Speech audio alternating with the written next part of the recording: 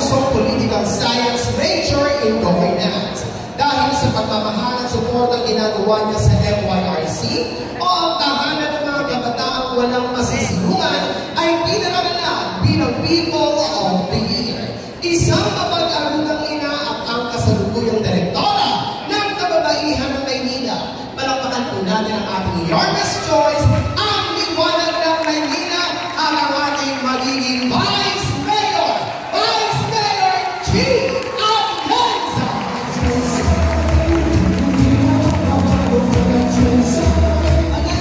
Magandang hapon po sa inyong lahat. Kamusta po kayo ngayon? Masayang-masaya kaming makasama kayo. Ako po si G. Atienza, ang bunsong anak ng dating puting Mayor Lito Atienza. Ako rin po ang direktora ng Kababaihan ng Maynila, isang organisasyon na kasing-galing at kasing-laki ng kaagapay. Kaya tuwang-tuwa po ang aking puso dahil ngayon, sa laban namin ni Yorme, magkakasama na ang mga higanteng grupo dito sa Maynila. Ang Kababaihan ng Maynila, ang Kabaka at ang Kaagapay.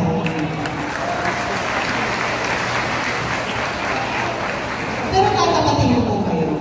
Bata pa naman ko, ang pangarap ko sa aking buhay ay maging isang misyonaryo. Ngunit hindi po yung nais sa katuparan. Kaya ang sinabi ko sa Panginoon, kahit saan man niya akong karerang dadalhin, bibigbitin ko na lang doon ang puso ng isang misyonaryo. Kagaya rin ng aking kapatid na si Kuya Kim. Kamukha ko po ba si Kuya Kim? Kaya mahal na mahal kayo dito sa distrito nyo eh. Kagaya po ng aking kapatid na si Kuya Kim, meron din po ako naging programa sa telebisyon. Ako po ay naging isang broadcast journalist. For 7 years, inikot ko po ang ating bansa para kunin ang kwento ng ating mga kababayan na napag-iwanan sa laylayan ng lipunan. Ngunit sa totoo lang, sa paglilibot ko ng ilang taon dito sa Maynila, nakita ko, marami tayong mga kababayan dito sa Maynila na merong hinaing, mga munting hiling sa gobyerno na alam naman natin lahat kaya nilang masolusyonan. Ngunit, nalaman ko, lalo na sa aking trabaho, kahit ano pala ang isigaw natin, kung ang gobyerno ay hindi marunong makinig sa tao, ika nga ni Yorme, nga pa rin pala tayong lahat.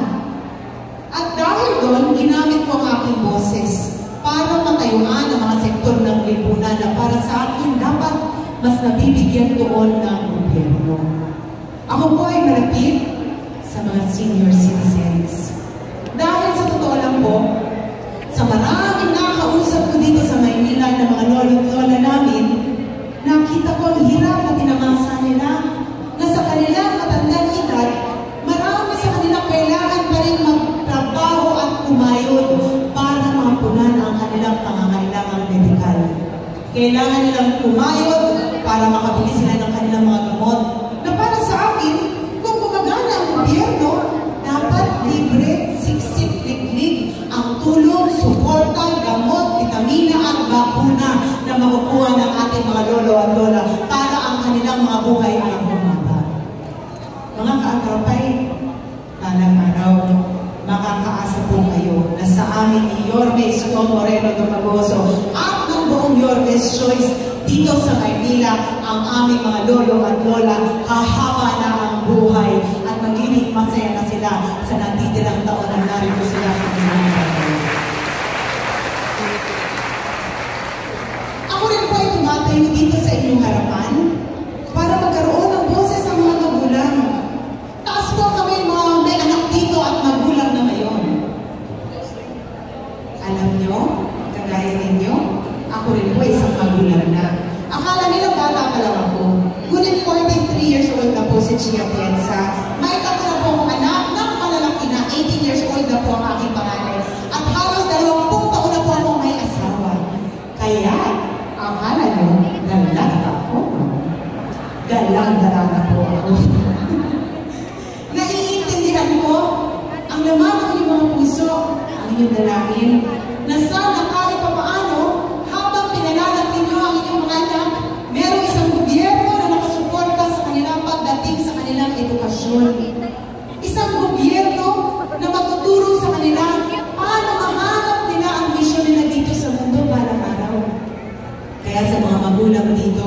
Huwag po kayong mag-aalala dahil balang araw sa tambalan po namin ni Yorme Isko Moreno Dumagoso at ng buong Yorme's Choice, ang inyong mga anak ay magiging masigla at masusuportahan na rin po ng gobyerno.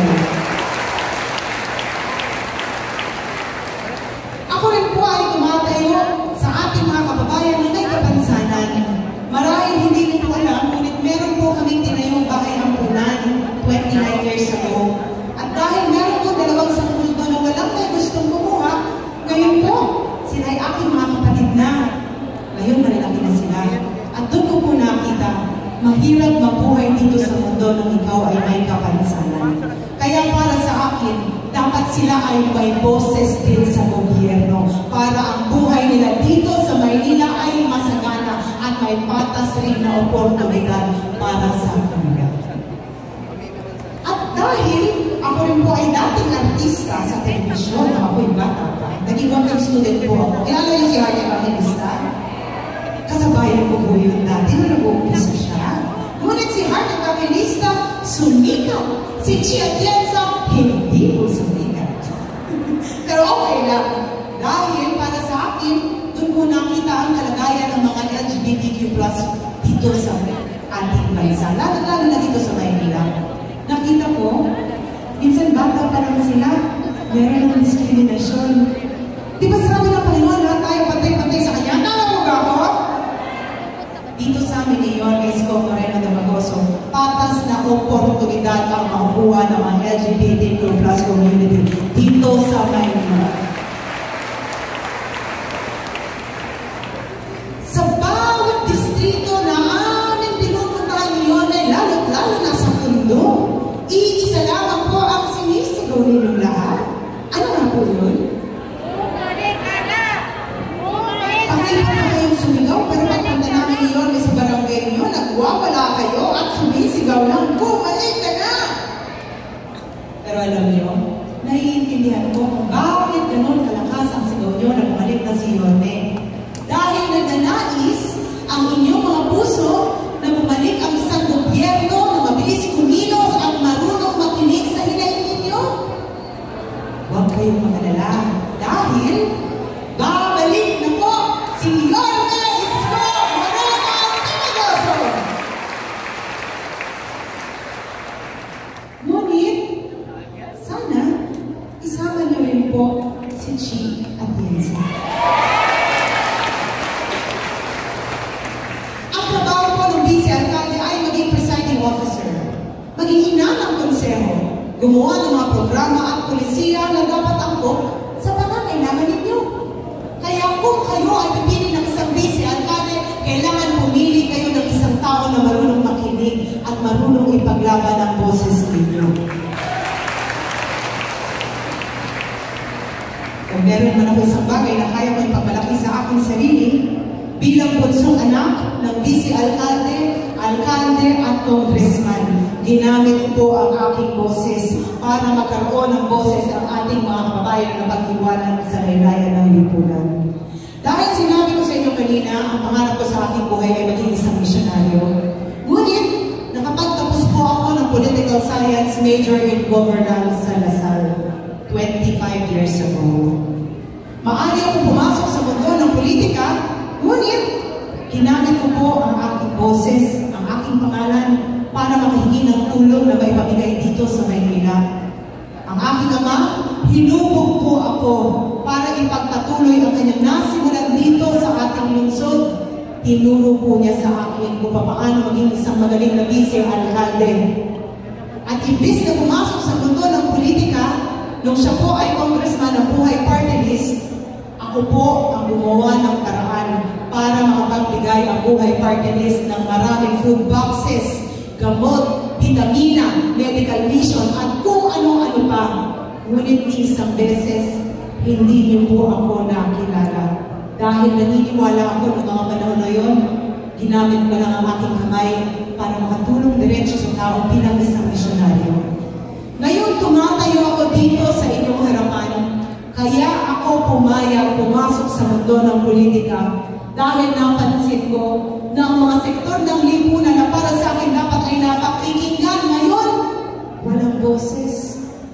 Umiiyak isa at nagdadasal na lamang na kahit papaano may tulong silang makuha. Mga kaagapay, hindi dapat ganoon ang buhay natin dito sa Maynila. Dapat dito mayayabang tayo. Dapat dito matatangos ang ating mga ilong. Dapat dito matataas ang ating mga noon at tayong mga Manilenyo. At malapit na, konting tulog na lang po at babalik na ang pag-asa sa inyong mga buhay. Dahil babalik na po, Yormes Moreno Magoso at sana kasama rin ang mga po. Alam nyo, proud na proud sa inyo si Yorme. Lagi niya sa akin sinasabi na nung nag-uumpisa siya sa kanyang politika, kayo po ang kanyang naging pamilya. Kayo po ang nakipaglaban para sa kanya. Bilang kanyang vice alcalde, ako po'y narito sa inyong harapan, nakikiusap. Sana tanggapin niyo rin po ako bilang kaibigan, bilang anak, bilang kapatid, bilang apo. Dahil makakaasa kayo, yung pagmamahal na binigay niyo kay Yorme, ibibigay ko rin po ng buong buo. Dahil naniniwala ako na ang suporta ko kay Yorme ay suporta ko sa bawat Manilenyo na narito ngayon. Kanina, ipinakilala ko bilang liwanag ng Maynila, di po ba? Pero sa totoo lang, kayo ang magpapaliwanag sa Maynila pag bumalik na ang pag-asa sa inyong mga puso. Sa tambayan po namin ngayon, habang ibabalik namin ang minimum basic needs sa inyo, housing, healthcare, education, ako naman po ang susuporta pagdating sa livelihood and employment. Dahil naniniwala ako na kung ang lahat ng mga Manilenyo ay marunong tumayo sa kanilang mga paa, liliwanag ang inyong buhay. At dahil sa inyo, liliwanag ang buong Maynila. Kaya mga kaagapay, mahal na mahal po kayo at aasa po ko balang araw na ipaglalaban niyo rin po ako. Maraming salamat po. Pero, tapusin natin ito kasama ang Panginoon para lahat posible. Kaya, Manila! God first! Maraming salamat. Maraming salamat po. Muli, palapakan po natin ang ating magiging Vice Alcalde, Vice Mayor G. Atienza. At bago ko po ibigay sa inyo ang ating susunod na tagapagsalita, tayo po muna ay magbabalik na at magpapaalala sa lahat ng mga nagawa ni Yorme noong panahon siya po ang ating ama ng lungsod ng Maynila. Mga nagawa talaga namang naging kapakinabangan at pag-angat ng bawat pamumuhay ng ating mga batang Maynila. Kaya po sabay-sabay po natin panoorin ito. Ang syudad ng Maynila ay tinagurian ng perlas ng silangan, the Pearl of the Orient. Isa sa pinakamagandang syudad pagkatapos ng rehimen ng Espanya. Subalit, sa kasamaang palad, ito ay pinasak ng digmaan noong panahon ng Hapon. At simula noon, tila nahirapan na ang syudad na bumangon. Hanggang ang isang anak ng syudad ay tumayo at pinangunahan ang pagbabago nito. Mayor-elect Isko Moreno Tumacos are now rolling up his sleeves to bring back the city's lost glory. Ibabalik ko na po ang talino sa mga taga-lungsod ng Maynila. At sa kanyang paglilinis ng syudad ng Maynila, ginawa niyang araw ang gabi at hindi siya nagpahinga para lang isakatuparan ang kanyang mga pangarap sa mahal niyang syudad. Nilinis niya ang mga dugyot na mga lugar ng Maynila. Unang-una, ang Divisoria, Lagos-Tulan Underpass, at ang Hidden Garden sa tapat ng Post Office. Ang mga liwasan ay kanyang pinaganda. Ang Cartilla, Arcelos Forest Park and the Circle, at ang Paraiso ng Batang Maynila, at ang mga pangunahing kalsada, kagaya ng Palaw at Taft Avenue, ay kanyang inayos din. Inilawan kanya ang Taft Avenue. Kasama ang pagpapalaganap ng peace and order, kaya bumaba ang crime rate ng syudad. At sa paggatod ng kanyang kasipagan, isang trahedya ang bumubok sa Paseco. Maraming mamamayan ang nasunugan ng mga tahanan. Isang sakuna na tumulong sa mga puso ng mga taga-Paseco. At sa pag-upa ng apoy, ang mga mamamayan na nasunugan ng mga tahanan ay ginawan niya ng mga matitirahan. Pagkatapos ng 3 buwan, ang mga nasunugan ay meron ng uling tahanan. Nag-alab ng gusto ang kasipagan ng Batang Manila, kaya marami pa siyang ipinatayo ng mga tahanan sa loob ng napakaiksing panahon. Ito ang Condominium 1 at Condominium 2. Pinondominium 1, San Sebastian Residences, Pedro Hill at San Lazaro Residences na hinango sa mga disenyo sa Singapore. Nagpatayo pa siya ng maraming eskwelahan sa Maynila. Ito ang Rosario Almario Elementary School, Manila Science High School, Dr. Alejandro Albert Elementary School, at Ramon Magsaysay High School, all 10-story, fully air-conditioned public schools.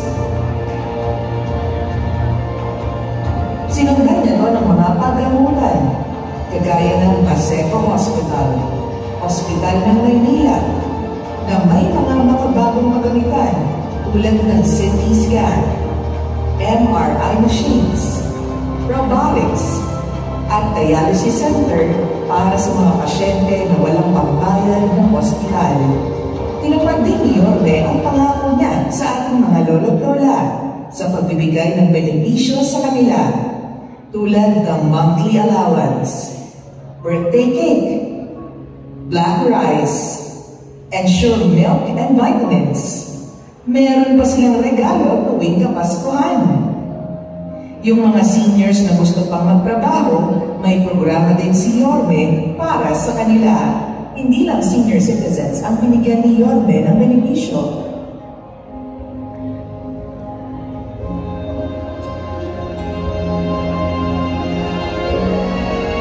Pag-PWD, solo parent, teachers, and students of PLM and UTM. Nagbigay pa si Yorme ng 11,000 laptops sa mga teachers, 110,000 tablets naman sa mga estudyante para sa kanilang online learning with internet. At sino ang hindi makakalimot sa madilim na yugto ng ating bansa? Ang pandaigdigan na pandemya. At sa paghasik nito ng peste, kaagad nagpatupad si Yorme ng 24/7 na testing facility at vaccine drive-thru laban sa pandemya, na merong dedicated na vaccine storage facility sa Santa Ana Hospital. Bumili rin siya ng mamahaling gamot kagaya ng Remdesivir, Tocilizumab, at Molnupiravir para sa lahat ng nangangailangan noong panahon ng pandemya. Hindi noon natapos ang mga solusyon na naisip ni Yorme para lampanan ang pandemya. Dahil sa kakulangan ng mga pagamutan sa buong bansa, ang Batang Maynila ay mabilis ang nakaisip ng solusyon. Ang Manila COVID-19 Field Hospital, ang pagamutan na itinayo sa loob lang ng 52 araw na tumugon sa kakulangan ng mga hospitals sa panahon ng pandemya.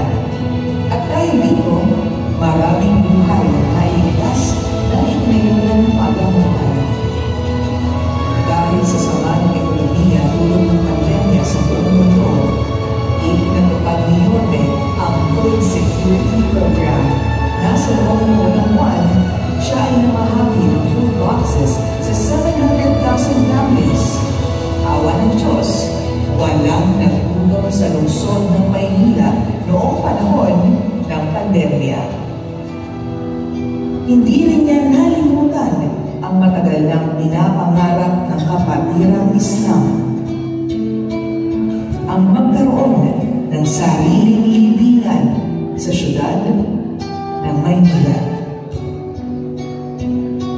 Sa pamumuno ni Yorme, umaliwalas, umanatag, at naibalik ang tayog ng Maynila. Kinilala ang lungsod ng Maynila ng iba't ibang ahensya ng gobyerno, mapalokal at international na organisasyon. Rest assured to each and every one of you here, when we fail, babang magagad, we'll do it again. When we succeed, we guarantee you will innovate, we'll make it farther and reach more. We will be with you. Nobody will be left behind. Now together, let's make Manila great again. Ang pagbabalik ni Yorme. At sa mga pagkakataon po ito, mga minamahal po namin kaagapay, isang malaking karangalan po para sa akin ang ipakilala ang isang leader na kahit kailan ay hindi tayo iniwan sa gitna ng laban natin sa pandemya. Ang isang leader na tunay na nagbigay ng pagmamahal, malasakit at kalinga, lalo higit ang ating kaagapay sa oras ng ating pangangailangan. Ang batang galing sa hirap, nagsumika. Ang batang Maynila, Yorme Isko Moreno Domagoso.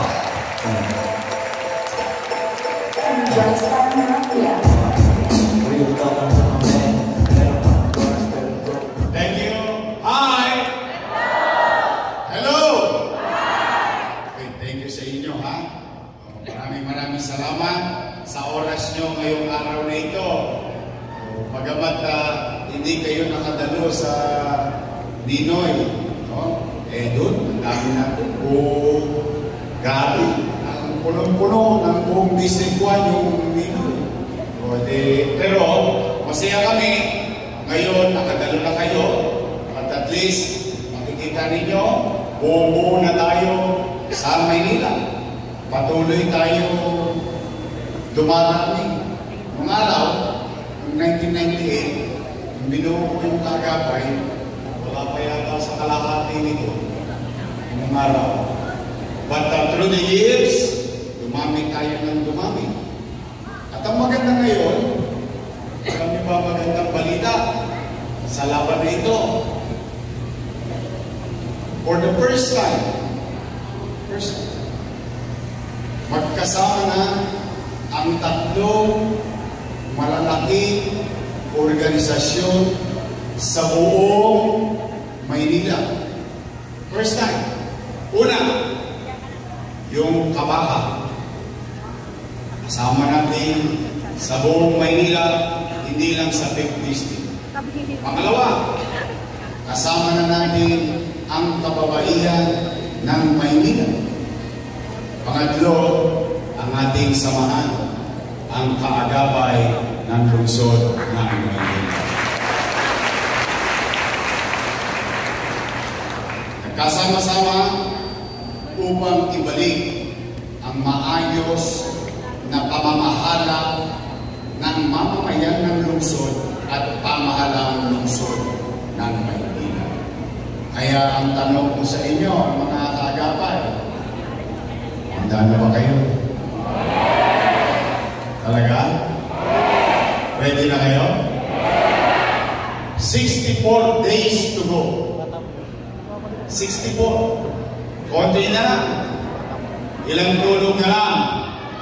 Pagbalik na tayo sa lungsod ng Maynila. Ngayon, siyempre pinagpapasalamat ko naman sa Diyos at sa mga taga-lungsod ng Maynila. Dahil itong mga dumadaan na mga survey ay medyo maganda naman ang resulta at tanggap ng lahat ng tao sa lungsod ng Maynila. Bata, matanda, kumpleto. So, kaya sa atin, meron lang akong isang ipakikiusap sa inyo. Ito, alam niyo, natin ng kaagapay. Sa mga bago naming kasama, manatili kayong mababa ang loob. Magpatumbaba kayo. Huwag kayong makikipag-away. Huwag kayong papatol sa mga salita hindi magaganda na ginagamit ng mga katunggali natin. Bagamat, sa mga panahon na ito, ako ang laging agahan, tanghalian, hapunan ng kabila. At nakisali pa yung isa. Ako naman ang pulutan sa ilungan. Lahat ng masasakit na salita, ibinibigay sa akin. Pero napansin ninyo, bakit hindi ko sila tinutugon? Bakit? Dahil ang taong naninira kasi walang maikukwentong magandang ginawa.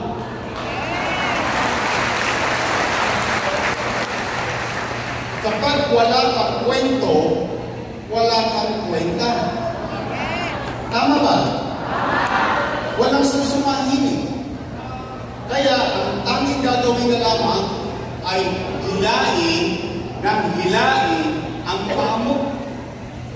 Ngayon, ang gusto nila ng diskurso ay kayo'y sumagot. Sagutin natin. Para maubos ang oras ninyo na makapagparami. Yun ang purpose kung bakit wala na silang ginagawa tuwing umaga, tanghali, hapon, pati hindi taga Maynila, dinahayag nila para namang alam nila ang nangyari dito sa Maynila. Yan ba dito? Yan ba doon? Kaliwat ka, pero itinatatagal ko ang loob ko. Hindi ko pinapatulan. Bakit? Dahil ang paniwala ko, matalino naman ang mga taga Maynila. Alam naman ng mga taga Maynila ano nangyari sa pamamahalan natin. Tama ba rin? Tama! In fact, at least, sa mga dati na rito, maalala ninyo, noong 2019, anong sinabi ko? Kausapin ninyo ang inyong mga mahal sa buhay. Kamag-anak. Kausapin niyo si Marites, si Marisol, at si Tolets.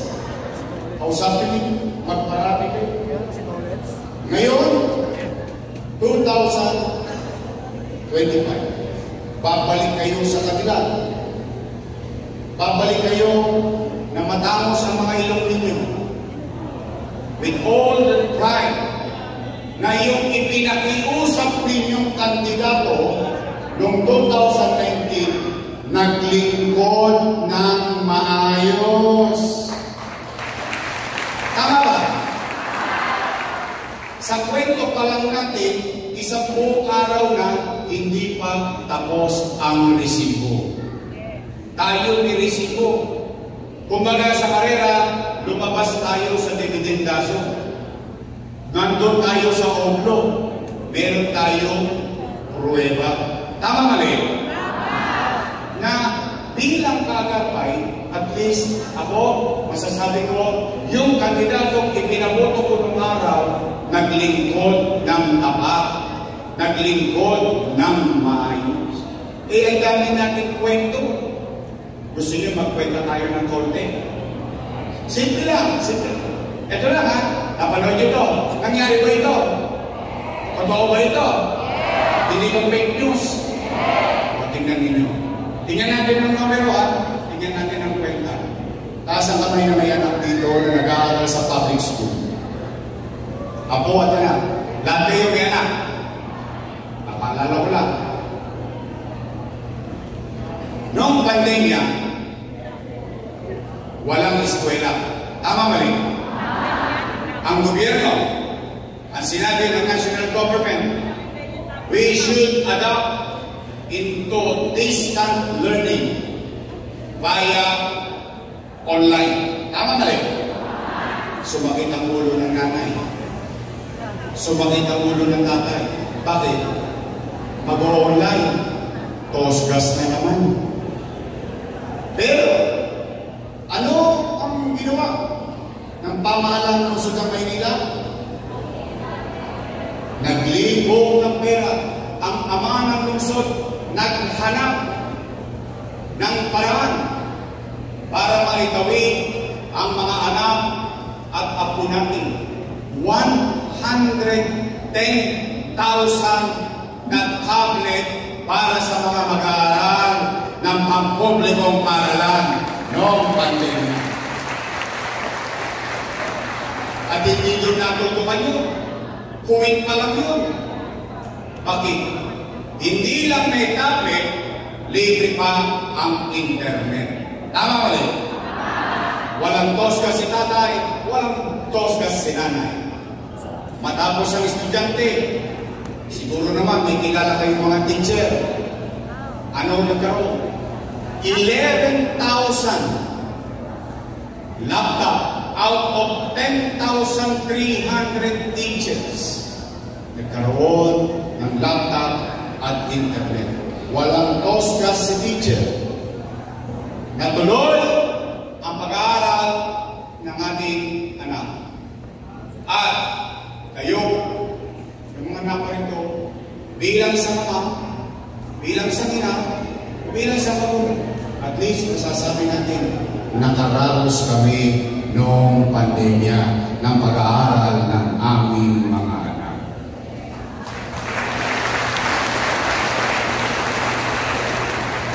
Isang kwento pa lang yun. 2 minuto na. At tingnan ninyo. O, dito na lang ha. Ito.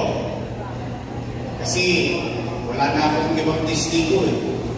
Yung ibang testigo namatay ng pandemya.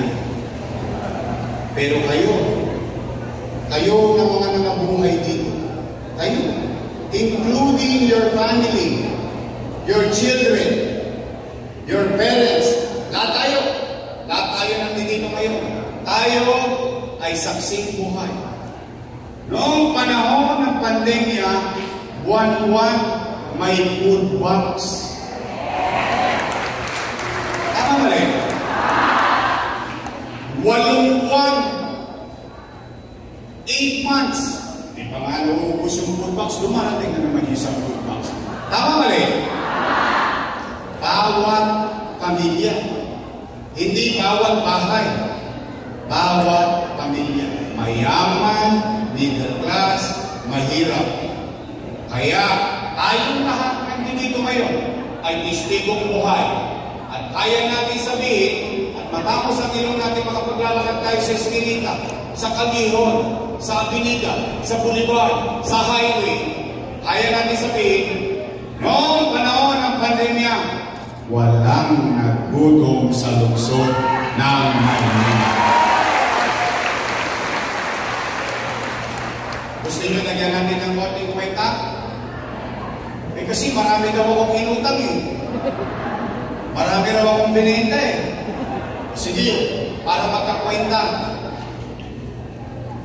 Yung tablet ninyo, yung laptop ninyo, 1.1 billion o 1 billion by year. Internet, 300 million a year. Ito na lang ha, mas madaling kwentada. 700,000 families. Sa 1,000 na lang. Magkano? 700 million. Tama? Times 8. 5.6 billion pesos. Marami bang pera yun? Marami? Marami. Tama? Eh, nagtataka ko sa mga ito. Ngayon mga ito, biglang kilos, biglang sulpot, nagdagaling-galing na. Eh, sa kung kinuha yung pera na yun, bipot ako ng tingin. Hindi ko naman na sinabi kung paano nangyari. Ang importante kung paano nakamit yung solusyon sa kailangan ng tao sa kasalukuyang kadiliman ng bawat pamilyang Manileño noong panahon ng pandemya. At hindi naman ako nagpublik. Bakit? Araw-araw nasa Facebook eh.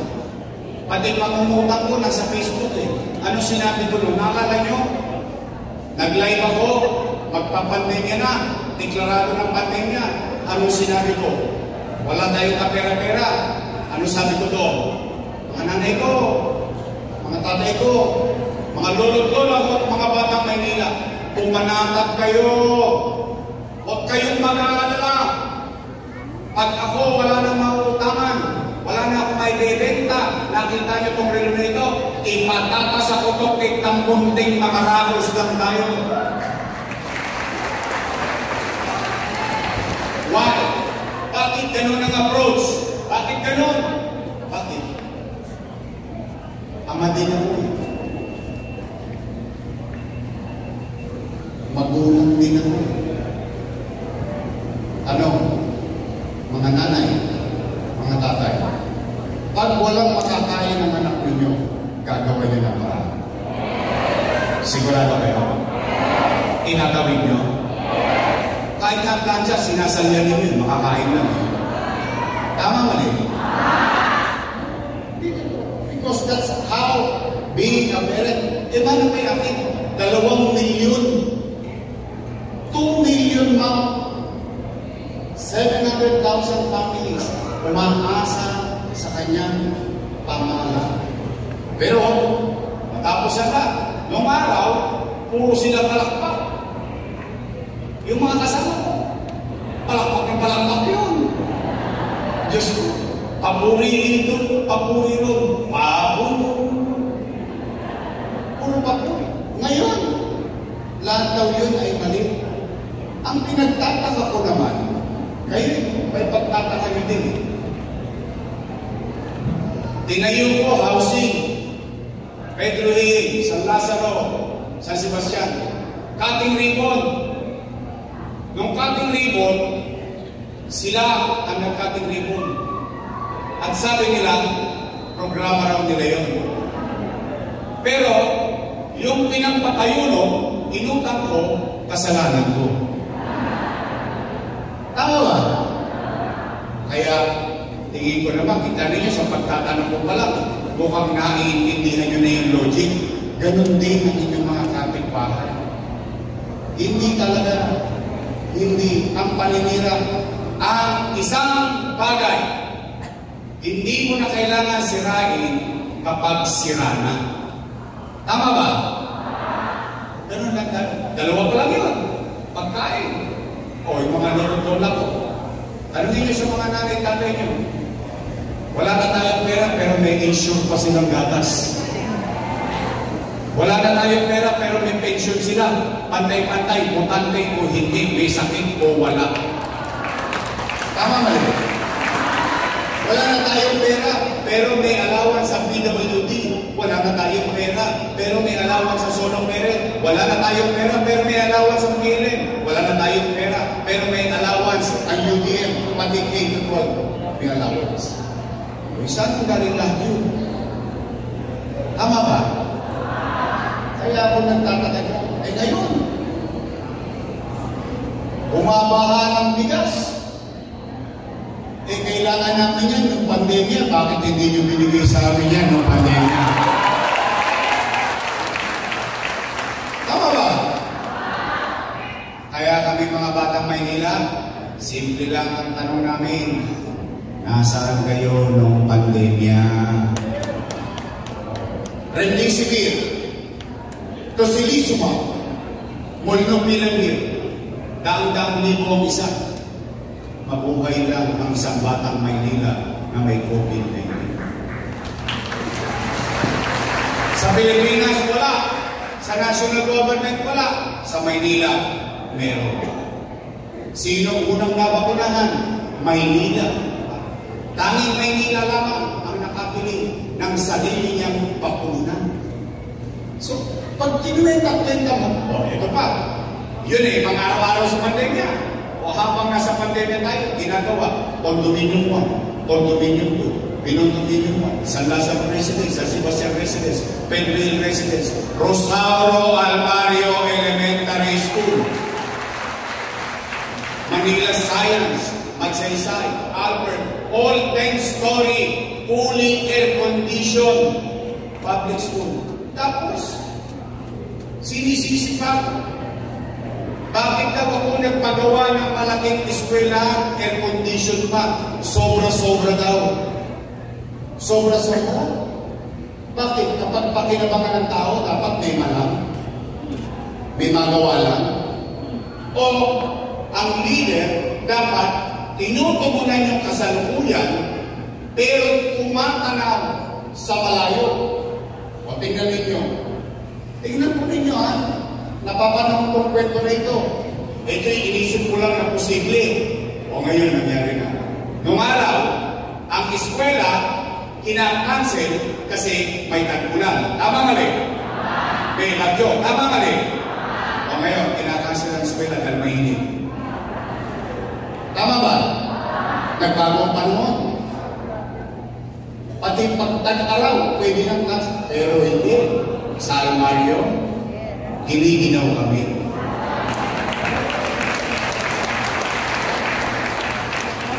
E paano ba kung lahat ng eskwela ngayon? E di sa Maynila lang may pasok. Problema nga yan ng nanay at tatay. Bakit? Yung bata humihingi ng jacket. Tama ba? But can you imagine, may isang leader, produkto ng pampublikong paralan, nakapag-isip ng foresight na dapat ang eskwelahan natin maayos, competitive sa private school. Ito pare-pareho naman tayo mga taga-Tondo. Kasi may mga taga-Tondo rito. Wala tayo taga-Tondo. Alam naman natin ang Holy Child. Diba?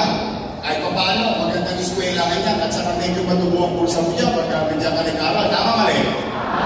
Sino mas maganda? Holy Child, Almario. Diba? Kasi yung natikman ng anak ko, kasi mga anak ko maswerte. Bakit? Nagkaroon na sila ng ama na umangat sa buhay. Yung hindi ko natikman, ay pinilit ko matikman. O sila nakatikim na masarap, ng maayos. Gusto ko rin matikman ng mga anak ninyo. May sense? May logic? O, eskwela nga. O, 10-story fully air-conditioned public hospital. May MRI machine. May CT scan machine. Alam niyo kung magkano yun? By the hundreds of millions ang isang MRI at CT scan. Tanong, bakit hindi nagagamit ng mga taga-Maynila? Pera niyo yun. Sino nakagamit na ng MRI machine sa hospital ng Maynila? Ng CT scan. Alam niyo ba, sa Maynila, sa hospital ng Maynila, alam niyo yung test booth, ginaganon yung ultrasound. Sa private, 3D. Sa hospital ng Maynila, 4D. Nakikita mo na yung baby gumagalaw. So what I mean is, pagkapakinabangan ng tao, hindi ako manginginig na bumili ng mahal, hindi dahil sa presyo, kundi dahil sa iyon ay epektibong pakikinabangan ng ordinaryong tao dito sa lungsod ng Manila. Hindi ba ako doktor niya? Sila doktor. Saan nakakita? Kung may kaibigan kayo, tanong niyo sa Paseco, bago ko umalis, natapos ko for the first time ang ospital sa Paseco. 3 years ago, 3 years after, hindi pa rin bukas. Ipagtanong nyo lang. Ayan ang magandang mga pagsisiya. So, itong mga kwento na ito, matanong ko lang kayo, napakinabangan ba ng tao? Itong mga ginawa naman natin napakinabangan ka ng tao. See? Kaya ako, tingin ko naman, sa pag-ikot nyo ulit, sa pagbalik nyo sa mga pinuntahan ninyo, at least matamos ang ilong ninyo. Kapag kayo umikot at nangampanya na, at least masasabi ninyo, hindi ako nagkamali sa kandidato ko.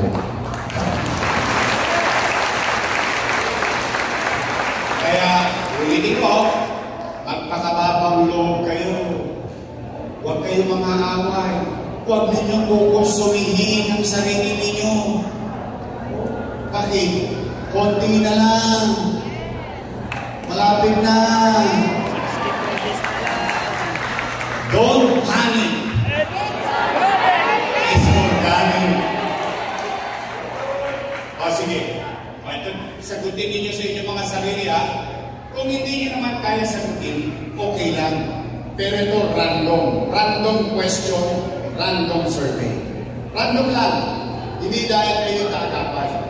And I'm pretty sure, lumatag kayo sa inuman, umatin kayo ng birthday, may nakausap kayong kapitbahay o kaana. Alamang, for so long, since October 9. Ito ang tanong ko sa inyo.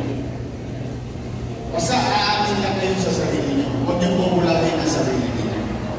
Aamin lang. Sa tingin niyo ba? Sa tingin niyo lang. Itong laban na ito, sa pag-ikot-ikot ninyo sa inyong kanya-kanyang iskinita, bahay at kapit-bahay, sa tingin ninyo, mahal tayo ng tao. Yes! Alam ba? Yes! Mananalo tayo. Yes! Alam ba? Yes! Maganda lang ba?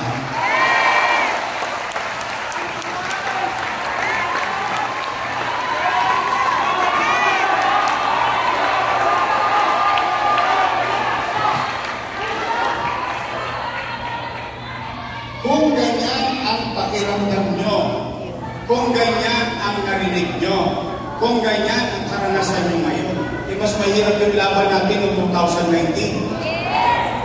Kamabi yung mga kalaban ko noon. Dating presidente, nakaupo. Tama mali? Piyabitan laban natin noon. Lahat kayo napuyat, hiningan, tumusgas pa yung iba sa inyo sa pamasahe. No? Tinatinapay lang tayo. Tapos konting tubig. Tama mali?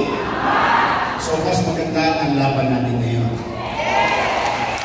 Kaya, hindi kayo kailangan makipag-away. Why? Bakit ko lang yung pinipigin nyo? Magpakababang loob kayo. Ang gawin ninyo, pahawain ninyo ang kamay ninyo. Akapin ninyo hanggat kaya ninyong akapin ang ating mga. Because,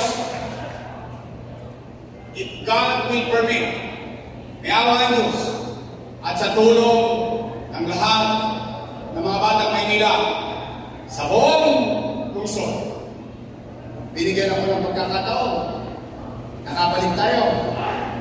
Ayaw kong mamahala sa isang syudad na binibiyak-biyak o hiwahin pala. Because at the end of the day, kita ninyo ng pandemya, tayo-tayo lang ang nagkita sa finals. Tama ba? Kaya huwag tayo kumito. So, ano? Ready na ba kayo? Ready na ba kayo? Ibalik ko ang kalinisan sa lungsod ng Maynila.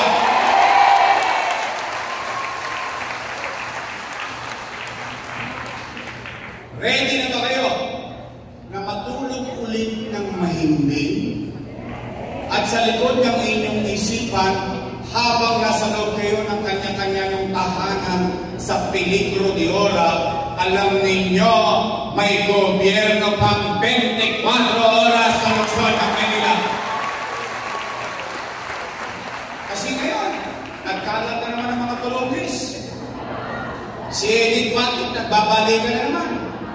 Snatching dito, hold up doon, trompeta dito, trompeta doon. Napansin ko, parang wala na namang gobyerno. Ibabalik natin ang kapalatagan ng pamumuhay yung mga nakakita ninyo, yung mga prueba, itutuloy ko lang yan. Tuloy-tuloy lang natin gagawin yan. At umuwi kayo, sabihin ninyo sa inyong mga kaanak, ibabalik ko ang gamot sa health center. Ibabalik ko ang gamot at nakangiting doktor sa ospital. Wala na ulit sisimang sa inyo. Wala na. Naalala niyo noong araw, nirereklamo niyo sa akin yung mga doktor, nurses, nakasimangon sa emergency. Ano ginawa ko? Tumambay sa emergency. Tama mali? Oh, kasi bakit? Ano sabi ko sa mga doktor at nurses? Kung kayo'y napupuyat at nahihirapan, tama naman yun, ako lang sila, nahihirapan din sila. Pero hindi ko ipagagawa sa inyo ang isang bagay na hindi ko kayang gawin. Simula mo. Bago ang atmosphere. Eh ngayon, paano kaya? Schedule. Online. So kailangan, pag magkakasakit ka, schedule mo yan, ha? Tama ba? Kaya sabihin niyo sa mga lalong-lalo, sabihin niyo sa kanila, sa mga nanay-tatay ko, senior citizen, mararamdaman niyo ulit, special child kayo ulit sa lungsod ng Maynila. Ayan. Oh, uwi na. Ready na ba kayo? Ready na kayo? Ay, kalma. Gusto nyo bang ibalik ang mabilis na gobyerno kumilos? Kailangan ko ng mga kasama. Ang nasa harapan ninyo, takbit. Takbit. Iba-ibang rekado. Kaya hindi pinapero hindi minit.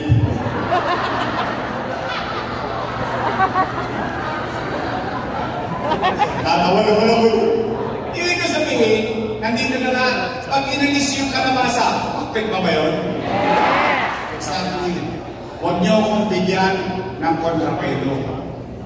Tingnan ninyo. Taas nga kamay ng mga senior niyo.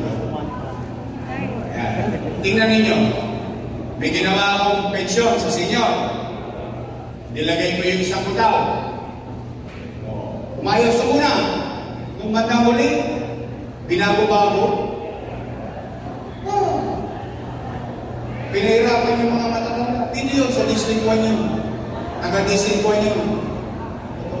O ngayon, gusto nyo ba na smooth, maayos, maliwalas ang gobyerno? Pwede ba?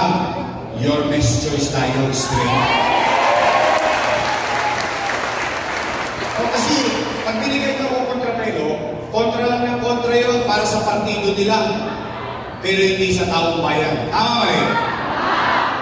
Kaya, total, may asig naman kayo lahat eh. Bakit? Marami na kayong produkto, kaagapay. Noong 1998, isa lang ang produkto ninyo. Isang kursihan. Noong kailangan, 36 councilors out of 36 ang nag-produce ng kaagapay sa buong Maynila. 6 congressmen out of 6 congressmen nag-produce. 3 beses na kayo nakagawa ng vice mayor. Yung nakaupo, ako, at yung isa.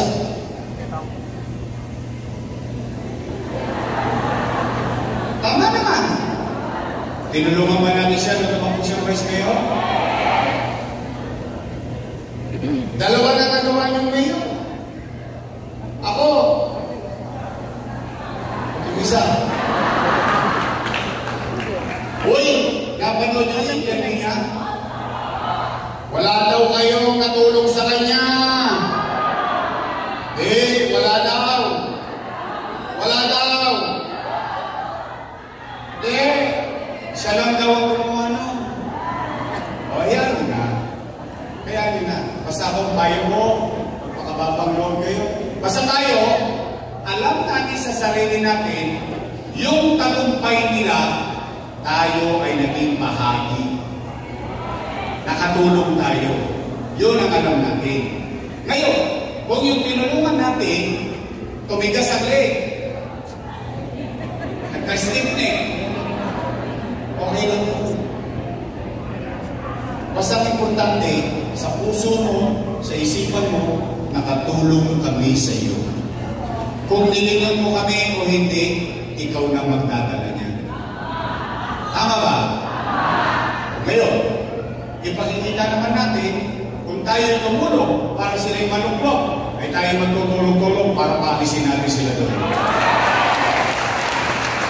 Tama ba? Kaya? Straight? Your best choice? Total, dalawa lang naman ang pagpipilian yung grupo. Unang grupo, your best choice. Matamis.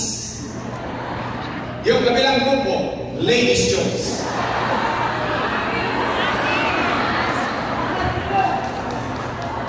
Kayo may sabi na hindi lang. Pwede? O, nandito ang ating kusyar, June Ibay. Bobby Hernani. Kusyar, Jesus Tagapango. At Sharon Cuneta ng Tundo, Dr. Irma Alfonso. At ang ating anak ni Congressman, naalala niyo si Congressman? Hoy, shoutout naman dyan sa mga nangingi ng trophy kay Congressman Bansay nung araw. Di ba lahat tayo nangingi? Nakasulisip tayo sa basketball sa tatay nito nung araw ang ating kusihan. Matigas pa! Matigas pa ang tungkod niya. Kalili na naman matigas dito. Eric Ian Diaba. Lima na. Lima na. Uwihan na tayo, uwihan na.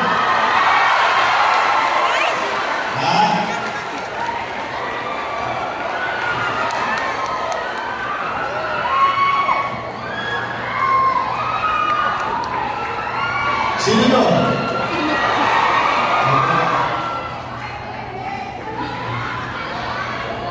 Sino mas guwapo sa amin? Ops! Huwag kayong masasasagot. Sino mas pogi? Tuloy yung pensyon. Una yung lima. Ito anak ng misis ko. Ito yung pinabili na sumuha kami. Uy, pero agapay. Tanda ninyo. Ganyan-ganyan ninyo ako pinaglaban. 23 anyos din ako noon. Maganda pa katawa ko noon. Wala, siling-sinyo ako. Okay siya, gusto niya maglingkod. 23 anyos. O matapos yung 5, pwede ba isingin niyo na itong anak ng misis ko? Pwede?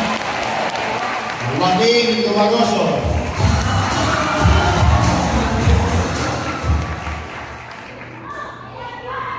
Tisu. Walang banil. Nung araw, banil na nung araw. Siyempre, basura, sidecar. Alam mo naman nung araw. Ayan, yan ang ating mga kusihan. Huwag na kayong magsingit ng dito. Ngayon, pagka may umalakwa dyan, ng Colombias, sagot ko na, ako na mananagot para sa kanila. Kaya magdala, huwag na kamo. Ang ating, uy, sino dalaga rito? Sino dalaga? Bakit yung mga nagkaklas kumandala na? Ito, binana pa. Ay, asim na asim na. Ang ating congressman na masipag, Congressman Ernest Jalisco.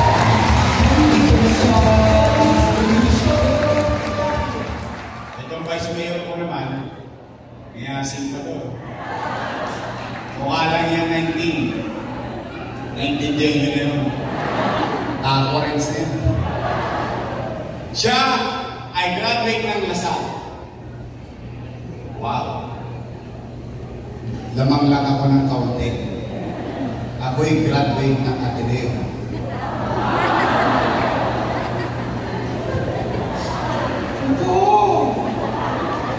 Ateneo de Tondo. Shout out sa mga taga-Tondo High School dyan, oh.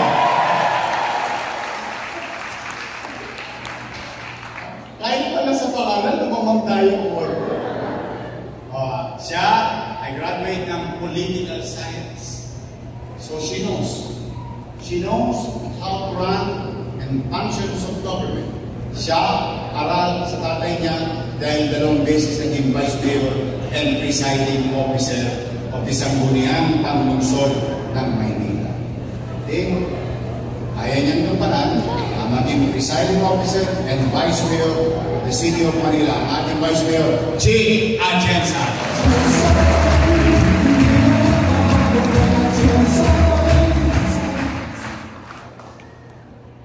Ayos na. Ayos na ako ito. So ulitin ko, pero pa ba? Ayaw ako. Eh, sama niya na ako. Pero ang punto ko, kaya gusto ko, humayo kayo at magparami. Paano tayo dadami kung puro tayo panira? Paano tayo dadami kung puro tayo simang? Simang? Hindi tayo dadami. Kailangan maaliwalas tayo. Bakit? Bakit? Nakikiusap ka eh. Diba? At ito, hindi nyo lang pinaglalaban ang sarili nyo. Alam nyo ano?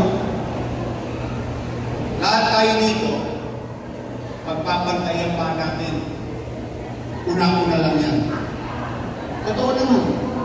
Pero ang itatanong natin lagi sa sarili natin, ang ipinaglalaban ko ay kung anong uri ng gobyerno iiwan ko ang aking mahal sa buhay. That's why we are here. We are talking about our future, the future of our children. Ano? Mas malaki ba ang magandang pag-asa ng ating mga anak kapag tayo'y nabalik sa pamahalaan?